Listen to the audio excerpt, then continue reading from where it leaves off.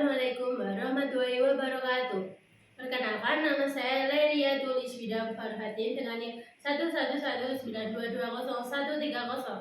Di sini saya akan menyampaikan pidato dengan tema Bersatu Melawan Bullying, Wujudkan Lingkungan Penuh Empati.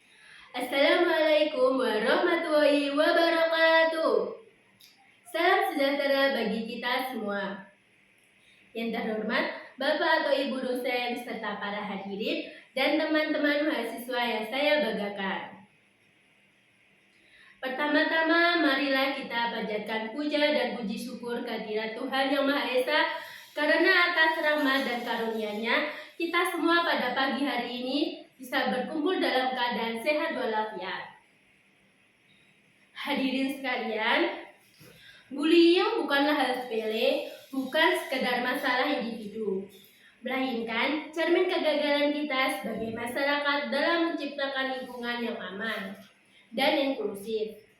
Setiap hari ada anak, remaja, bahkan mahasiswa seperti kita yang menderita baik secara fisik, psikologis, maupun sosial karena perilaku intimidasi yang seharusnya tidak lagi terjadi di era yang mengedepankan toleransi ini.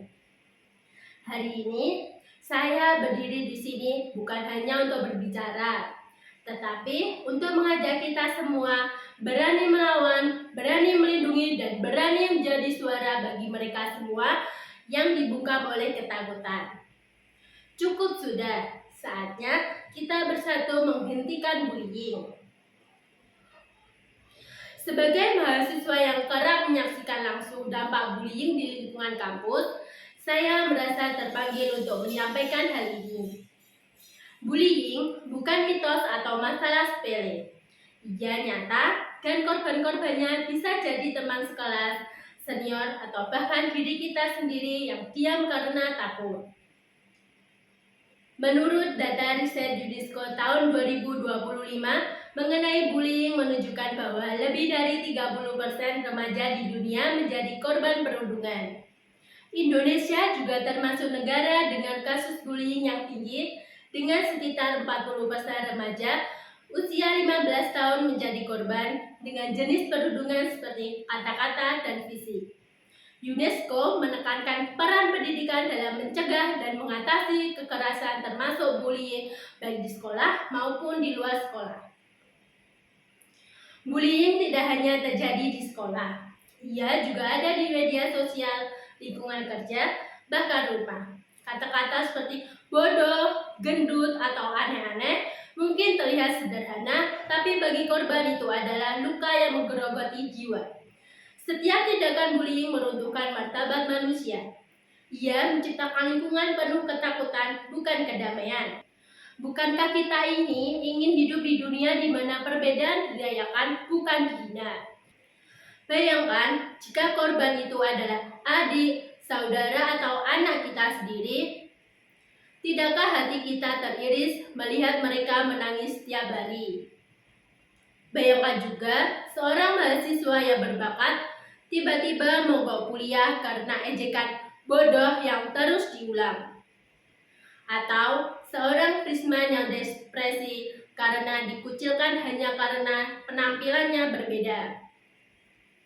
Bullying merusak mental, menurunkan prestasi, dan dalam kasus ekstrim, seperti yang sering kita baca di berita, bisa berujung pada bunuh diri.